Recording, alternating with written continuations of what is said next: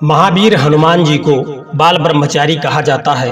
हालांकि पुराणों में उनके विवाह का वर्णन मिलता है, जहां उन्हें भगवान सूर्य नारायण की पुत्री सुवर्चला से विवाह करना पड़ा था, किंतु ये विवाह केवल उनकी शिक्षा को पूर्ण करने के लिए था और इसके अतिरिक्त उन दोनों में कोई और संबंध नहीं रहा।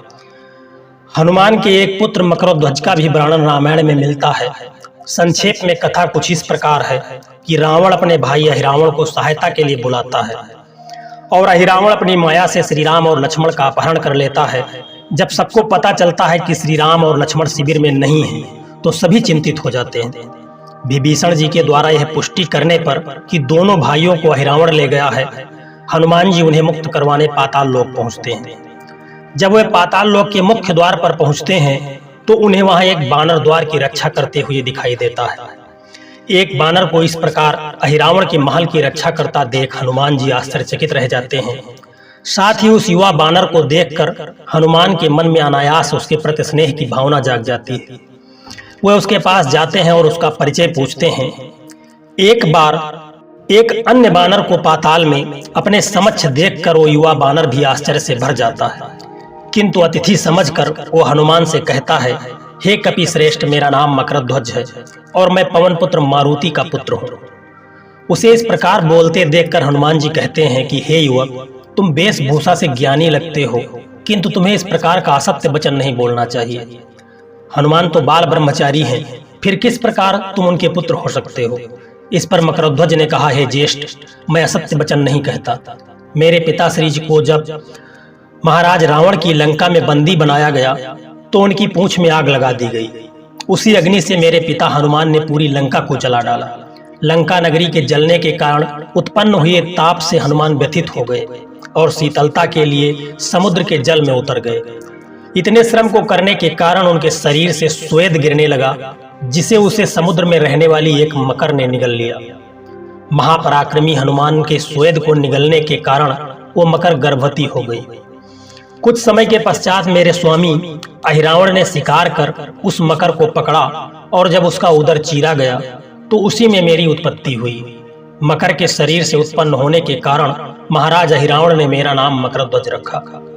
उसे इस प्रकार बोलते देखकर हनुमान जी ने कहा, तुम्हें अपने जन्म का रहस्य कैसे पता चला? अगर ये रहस्य तुम्हें अहिरावण ने बताया है तो इसकी सत्यता पर मुझे संदेह है, क्योंकि राक्षस इस प्रकार की कहानी बनाने में बहुत ही निपुण होते हैं। तब मकरध्वज ने कहा, हे कपि श्रेष्ठ, ये कथा मुझे मेरे स्वामी ने नहीं अपितु स्वयं देवर्षि नारद ने सुनाई है। इस पर हनुमान जी ने कहा, यदि ये कथन देवर्षि नारद का है तब तो ये निश्चय ही सत्य होगा। तब मकरध्वज ने हनुमान जी से उनका परिचय पूछा।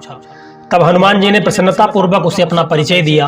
अपने पिता को अपने सामने देखकर मकरध्वज उनके चरणों में गिर पड़ा और उन्हें अपने अश्रुओं से धो डाला। हनुमान जी ने उसे अपने हृदय से लगा लिया और कहा कि आज अपने पुत्र को अपने सामने देखकर उन्हें अत्यंत प्रसन्नता हो रही है। फिर उन्होंने कहा कि अहिरावण उनके आराध्य श्री राम और उनके भाई लक्ष्मण को पाताल लोक लेकर आया है।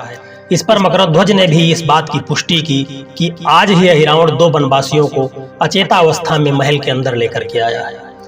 तब हनुमान जी उन दोनों को छुड़ाने के लिए पाताल लोक में प्रवेश करना चाहते हैं, किंतु मकरध्वज उन्हें रोक देते हैं।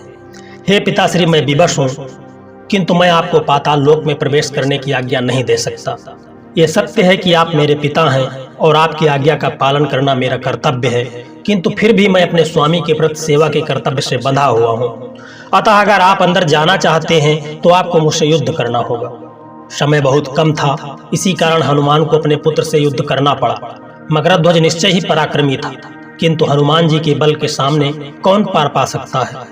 हनुमान जी ने उसे अंततः परास्त कर दिया और उसे अपनी पूंछ में बांधकर वहीं द्वार पर छोड़ दिया। फिर अहिरावण की यज्ञशाला में जाकर हनुमान जी पंचमुखी रूप धारण करते हैं और 5 दीपों को एक साथ बुझा देते हैं, जिससे अहिरावण का अंत हो जाता है। इस प्रकार हनुमान जी श्री राम और लक्ष्मण को अहिरावण की कैद से छुड़ाकर बाहर आते हैं। वहां द्वार पर एक बानर को उसी की पूंछ में जकड़ा देखकर श्री राम हनुमान जी से पूछते हैं कि ये कौन है। तब हनुमान जी उन्हें बताते हैं कि वो उनका पुत्र मकरध्वज है। यह जानने के बाद श्री राम उन्हें कैद से मुक्त कर देते हैं और वहीं उसका राज्याभिषेक कर मकरध्वज को पाताल लोक का राजा बना देते हैं। मकरध्वज के पुत्र का विवरण भी उन्हें रामायण में मिलता है। उसके पुत्र का नाम मोदध्वज था और मोदध्वज के पुत्र का नाम जेठीध्वज था। मकरध्वज ध्वज के पौत्र जेठी ध्वज के नाम पर ही क्षत्रियों की एक शाखा जेठवा चली आई है। आज भी जेठवा समाज स्वयं को मकरध्वज ध्वज का वंशज मानते हैं और हनुमान जी उनके आराध्य देव कहलाते हैं।